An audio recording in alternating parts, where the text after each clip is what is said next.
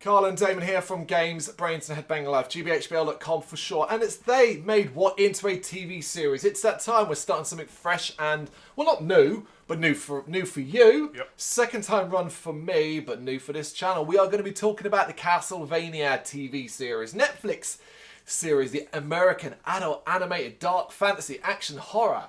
Written, created by Warren Ellis for the streaming service, the streaming giant that is Netflix. Of course, based on the Japanese video game series of the same name by Konami. If you don't know, it should be noted that the first two seasons actually adapt the 1999 entry Castlevania 3, Dracula's Curse. Yeah, so I was already familiar with this. Yep. I'd actually watched this series when it was being shown, season by season, and reviewing it for the site. All 4 seasons are reviewed over there because there is only 4 seasons, although there is future Castlevania to come. Just not within this story. This particular story is 4 seasons long and has an end point. Premiered on Netflix on July 7th, 2017 and was renewed for an expanded second season because the first season is only 4 episodes long. Kind of an introduction to this show. Then the second season is 8 episodes.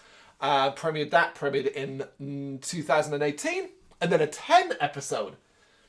Third season was greenlit and released in 2020. With the series ending with the release of its 4th season in 2021. That's quite recent. It's quite recent, yeah, absolutely. Yeah. And as I already said, there is a follow-up series in the Castlevania setting. It's going to be called Castlevania Nocturne, and it is in the works at Netflix right now. Good. Before we get into the cast and that detail and then start talking about the first episode, because we're going to cover episode 1 here, Castlevania, we might as well talk about our history with it first. In the video game format more than anything else, and it's as simple as this. This is one of those series I never played when I was younger. Me neither. I was aware of it, I'd seen videos of it, but because the early Castlevania games were released on Super Nintendo, the NES, we didn't really play them because we were quite early. Although we had Super Nintendo and a Nintendo briefly, games were limited back then. You know, we were a big family, weren't getting many games bought for us as kids. And then when the Mega Drive came along, the Genesis, that was pretty much it for Nintendo up until Nintendo 64. I think probably from till now, I've never played a game. Castlevania, never played it. Really? Nope, never played it. Even the modern ones? Nope. Wow. My knowledge of Castlevania is the first 2 episodes thing. This is fantastic. So, this is what a contrast this is. So I am happily a little bit more familiar with it since then. Well, actually, I'm going to tell you you're wrong because I know you have played a Castlevania game. Have I? Yes, but you won't remember it because it was shite, it was impossibly hard, and it was one of those short-lived experiences for the Nintendo 64. There was a Castlevania game. In fact, there were 2 on the Nintendo 64, and we owned one. I remember it because, and I can't remember which one it is, but I remember playing. There were 2 characters you could play as. It was 3D. And there was 2 character players, and one of them was a woman, a female, and she was horrible to control, and the game was really fucking confusing. The camera, as was often the case with a lot of Nintendo 64 games, were awful. I'll have to Google it when I go home as a reminder. I think it was just called Castlevania 64. Check out a video when you get a chance and see if it triggers a memory. I know I definitely played that, so that would have been my first, how sad is that, experience of a Castlevania game. Now, since then, with the original games getting many re-releases, I have gone back and dipped my foot in the early games of Castlevania. However, of course, I really like them now. They're very, very hard.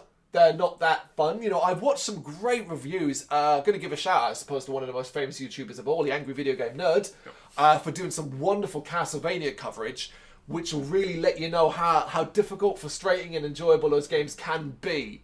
The music, I hear that theme.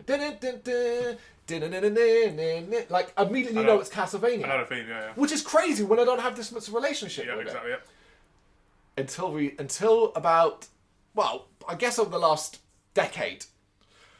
My first proper, now what I call as my first proper experience of Castlevania, but also the one I love, is the Xbox 360 games, Castlevania Lords of Shadow. And I made no secret about this in the past, I think. And I think I've ever talked about it on video, actually. But certainly when I tell people, I fucking love the first game in that. I love that so. I love it. It is amazing. It's brilliant. It's fun. It's epic. And it's got one of my all-time favourite game endings. I remember sitting there being like, oh my god, this ending is so bloody brilliant. You're fighting fucking Satan, but you know, God has forsaken you. And spoilers, at the end, God re-grants him his place in heaven. And then that gives him the power to defeat Satan. And it's such an epic fucking moment. And then, of course, Lords of Shadow is really fucking cool as well. Remember that intro, number 2, the sequel? Remember that fucking intro of the assault on Dracula's castle? That shit is insane. Do check that out, man. If you ever get a chance, because there are achievements as well as stuff like that. Yeah. Do check out the Lords of Shadows games. Lords of Shadow games. They are, I think, they're really good Castlevania games. So is this TV series based on the game or is it standalone? It's based off the games. As I already said, the first 2 seasons are adapted from Castlevania 3, Dracula's Curse. Because remember the whole Castlevania game series is a bit complex in that there are many games, or not many, but there are games in the series that were just never released in this country. Or weren't released for like decades afterwards and then re-put in them, you know? What is the most famous Castlevania game of all? Can you name it? Should know it. Castlevania Symphony of the Night. See, that's how little he knows. I don't, yeah. That's probably the one I played the most of from the original stuff. It was released on PlayStation, although I certainly never had it back then. It's the one we play as Alucard, with the castle that turns upside down. It's quite crazy. It was quite ahead of its time. I mean, I'm sure I've probably seen videos or pictures or images somewhere, and if I saw it, it would remind me, but... So, with that in mind, right, the fact that you have so little knowledge about Castlevania, when you see this, it's a series, what do you think? What did you think? Well, as I said to you off camera, the first, 5 minutes of the show, I was like, I got the Vampire Hunter D vibes. Right, yeah, because it's got that similar animation style, much better, much more modern, of course, but definitely get those vibes, yeah. Yeah, I mean, the first few minutes, I was extremely confused at what was going on. Obviously, the female going into Dracula's house, and she wants to be a scientist and all that, and obviously then he's like being a bit of a perv and like threatening her and stuff like that. But then after that scene there, I was hooked because it really, really came alive. You know, with the burning and releasing. I mean, even the projection of Dracula basically threatening them or giving them all one year to basically live. Yeah. I was just really impressed with it. Yeah, but what I mean is, you had no knowledge of Castlevania. So, like, what expectations, maybe that's the better way to show what expectations did you have in the show? Not knowing anything, knowing Castlevania as a famous game series, but not knowing anything about it, really. None, really, to be honest. So because it was hard to have... If I had some knowledge of the games, then it might have been better. But I figured it was about Dracula because of the whole castle thing. And obviously, I'd done a bit of research first to read up on about it first. So I knew it was around a family and about Dracula and about Curse. That was brilliant, really. And I just thought, again, it's going to be like sort of like Vampire Hunter D, you know, a hunter trying to kill Dracula. Okay. So that's the sort of thing. My expectations for it were certainly exceeded because like I said, the first 2 episodes I really wanted to watch more. But because obviously I pre-bigged this up. I kind of, when we decided we were going to do Castlevania, we've been on and off about doing Castlevania this year, throughout the year, as we finished up Halo, as we were doing The Last of Us, we've been kind of like, well, what do we want to talk about next? Yep. And I kept saying to you, maybe we'll do Castlevania. All 4 seasons are there. It's on Netflix. Won't be hard to get. They're not too long. And then we finally just settled on it after wrapping up Halo and The Last of Us and then looking at what TV series, and we're thinking, do we want to do an old one or a fresher one? And thought this might be nice and different. But I was quite clear to you before, and I said to you, I think this show's excellent. Mm-hmm. So did that colour your view?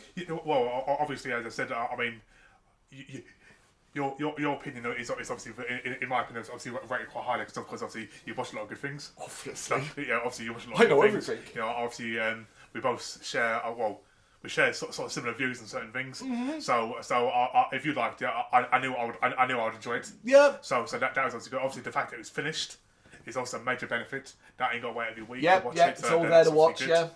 You know, ain't got to wait another year to wait for another season. So I know that I can watch it all, and then it's done. You know, so that's obviously a major positive. Yeah, we don't disagree too much on things. I don't think we're going to hear. It'll be interesting when we get to some of the aspects of the later seasons where there was some criticism levied at pacing and stuff like that I also have issues with, and to see what comes of that. But for now, we are going to focus on the first episode of Season 1. It's called Witchbottle, directed by Sam Dietz and written by Warren Ellis. So let's quickly run down the voice cast. Some fairly significant names there, people. We have Richard Armitage as Trevor Belmont. James Callis as, well, Alucard, but Adrian Tepes as he's known, but as Alucard. Graham McTavish as Vlad Dracula. Alejandra Reynosa as Cypher. You've not actually met her yet. Tony Amandolo as the Elder, Matt Frewer as the Bishop, and Emily Swallow as Lisa Tepes, as in Dracula's wife-to-be. Some of these appear only in this first episode, because, spoilers, not everybody's getting out of this one alive already. Nope. Should be noted, if you are unfamiliar with this show, and maybe a fan thinking, yeah, I'll sit down and watch this with me youngsters, whatever, you might want to think again, this is not for them. No. This is adult, it's bloody, it's violent, it's gory. And we haven't even touched upon a lot of the other stuff the show will introduce. I will pre-warn you now, and I'll let you know this show does also have sex and nudity. Oh. It is an adult show. Yeah, I kind of gathered that with the amount of blood and and death. Yeah. I think it wanted to make that clear. Look, I think they wanted, as well as kind of fast-forwarding and getting us up to speed with it, because you could almost see this as a prologue. This episode as a prologue to the main story. Yeah, definitely. I like to break this first season down into almost character episodes, and this one is Dracula's. It's our introduction to Dracula and why he is the way he is in relation to the story. My God, aren't you immediately hooked yes. from the start? That animation at the start, as we're introduced to the show back in the place of Wallachia. Yeah, struggle to say that one. In 1455, as we've got these field of skeletons on spikes. Straight you're like, okay, that's straight in. Love it. The army of bats. And the stabbing of one by a woman. This is Lisa. And I think this was just such a great intro. I was like, yep, I'm here for this. You know, and so this is my second watch around. But it's been years since I watched this. I watched this when it was out. She is standing outside a gigantic castle. Which, by its view, if you know Castlevania and you know the covers, you immediately will recognise as Dracula's castle. Yeah, absolutely. And inside she marvels at its beauty while seemingly aware that she's in great danger. I like that. The fact that she's like, oh, this is amazing. But you can tell she's on edge. Yes. Because she clearly knows where she is. Again, I really like the idea that it's like, you can visit Dracula's castle. You may not get out alive, but, you know, you can go check it out if you want. Yeah, definitely. Yeah. And Dracula appears above her on a landing and she declares who she is and that she wishes to become a doctor, seeking him out because of his advanced scientific knowledge. So that's why she sought him out. Aware or heard rumours that he has machines, labs and stuff like that. That means she could really help people. And she's quite ballsy as hell. Kind of stands up to him when he kind of threatens her in a kind of roundabout way. Yeah.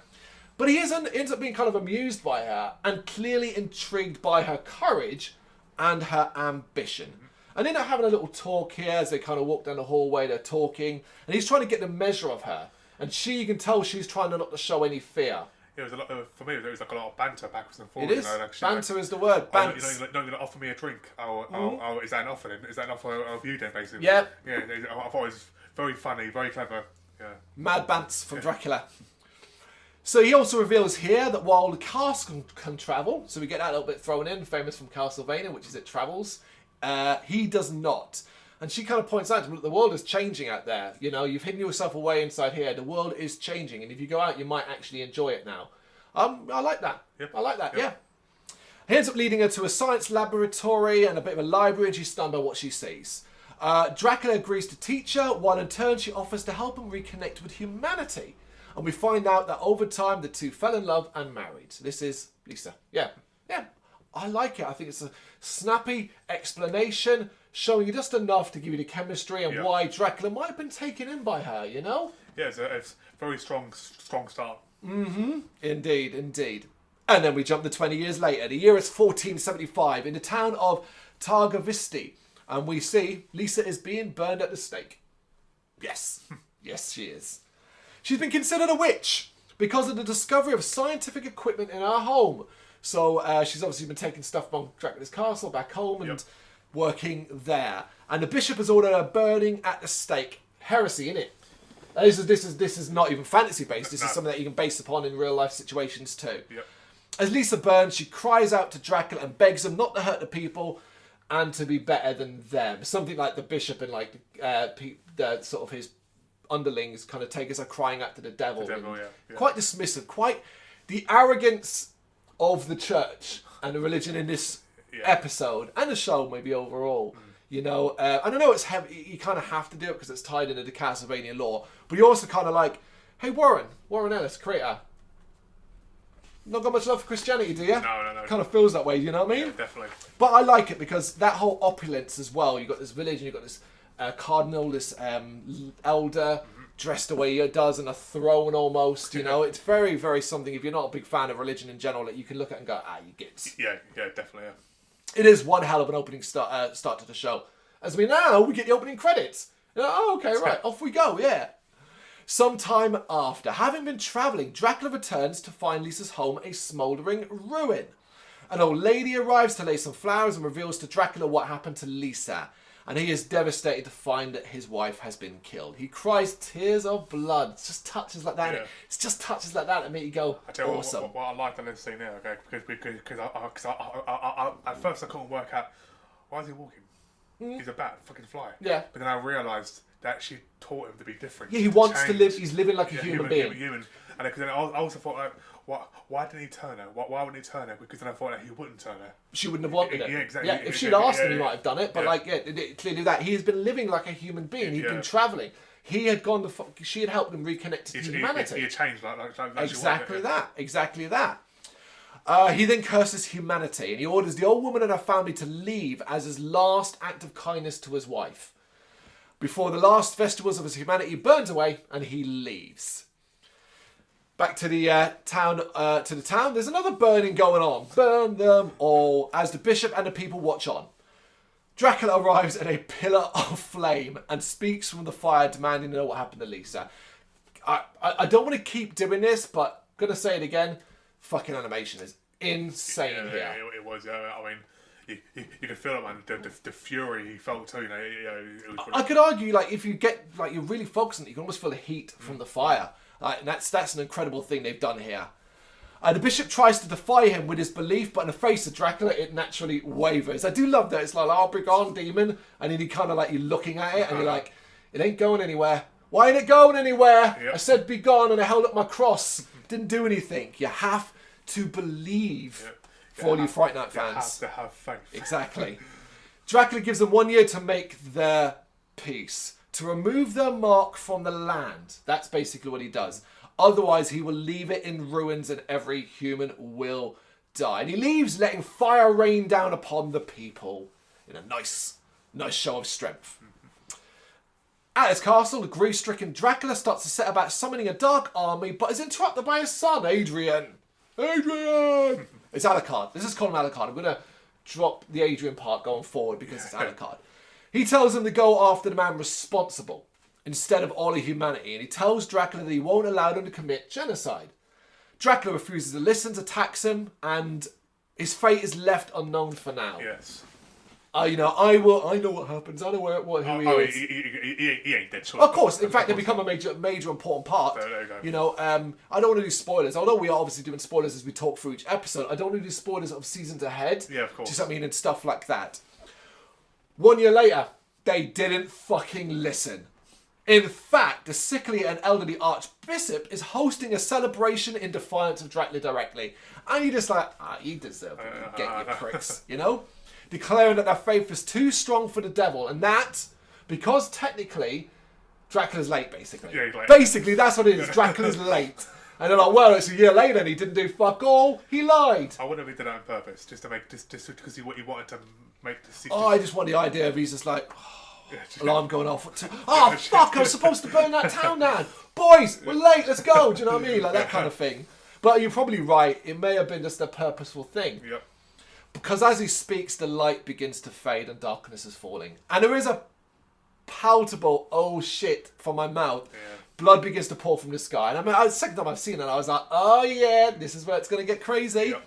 Fleshy and monstrous beings fall from the sky and the ground begins to crack. Windows explode. It's Dracula and he is taking his sweet revenge. Disgusted by their lack of repentance, he unleashes a horrific army of twisted and demonic, what are known as night creatures upon Wallachia.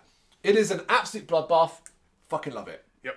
Love it. Yep. Yeah, if you're on the fence about this being adult in regards to blood in the guts, once you get to this part, you'll get it. Some of the scenes, like the mother being thrown from the child, and then the child getting ripped apart, and the baby being ripped apart in the car. I was shocked, but I was like, wow, man, I can't believe it. Oh, that's awesome. Yeah. It was awesome. Yeah, Dracula orders everyone killed in the town, and the night creatures are to spread out across the land and devastate other towns and cities. That's the really important part. Yes. This is all of us now. It's not just this town. It's everyone. And then we cut to an inn in a small village where some drunks are telling a story about goat fucking and the man they blame for it. That's, again, another thing, part where it's like, oh, wait, they're talking about banging this goat, you know? A desperate and frightened man comes in and desperately drinks, declaring that Dracula's horde is nearby.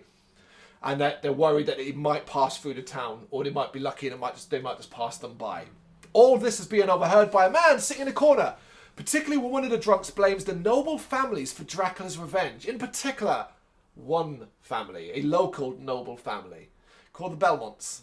Bum, bum, bum. And the last line of this episode is this man looking away and saying shit. And you're like, straight away, you're like, oh, I guess he's a Belmont then. Do you know what I mean? Like, I guess he's in some way related. And that's how episode 1 ends. Fucking love it. Yep. And I love a lot of this show, but my God, what a great introduction this is. Yeah, I could see people being like, whoa, that's fast. It all happens quite fast. But I feel like, for me personally, like, just get all this stuff out of the way. Get the setup done. We need that. Let's get there. Yeah, I mean, it is quite fast-paced, yeah. But I ain't complaining. I enjoy it. It's energizing. It's energetic as fuck. It looks amazing. It sounds amazing. We haven't really mentioned it yet, but let's do it now. Visually, yes, this is amazing. But sonically, from the voice acting, God, how good is Greg McTavish as Dracula? Yep. How strong does he sound? Yeah, definitely. Delicious. Amazing voice acting from everyone across the board. It matches up beautifully. You feel like that. I immediately bought into that was Dracula. Yes. And I love the look that they've gone for. It's a very familiar Dracula as well. Do you know what I mean? Definitely, But you've also got the sort of elements of Dracula that, you know, people should buy into, the Bram Stoker stuff, the romantic Dracula, the idea that he could fall in love and all that kind of thing. Yep. But his vengeance is unbelievably harsh and stuff like that. And then obviously the dropping of hints and references, briefly showing us Alucard, and obviously introducing us to the end to a Belmont that will be next in the next episode revealed to be Trevor Belmont. Got anything to add? Nope. Absolutely loved it. Yeah. Our recaps will continue. They probably won't be as long as this one because this was our introduction, but we will be covering episode 2 in the near future. For now, this is episode 1, Witchbottle. You got any thoughts on it? You know what to do. Let us know in the comments. Thank you very much for watching. If you liked what you saw, please help us out by giving us a thumbs up and hitting that subscribe button. If you really liked what you saw, consider donating to keep the website and channel running by buying us a coffee via our coffee page or picking up some merch from our Big Cartel store. You can check us out on gbhbl.com as well as via our social media, Facebook, Instagram and Twitter, as well as listen to our interviews via SoundCloud, Apple Music and Spotify. Just search for GBHBL. Games, horror and heavy metal. What else is life for?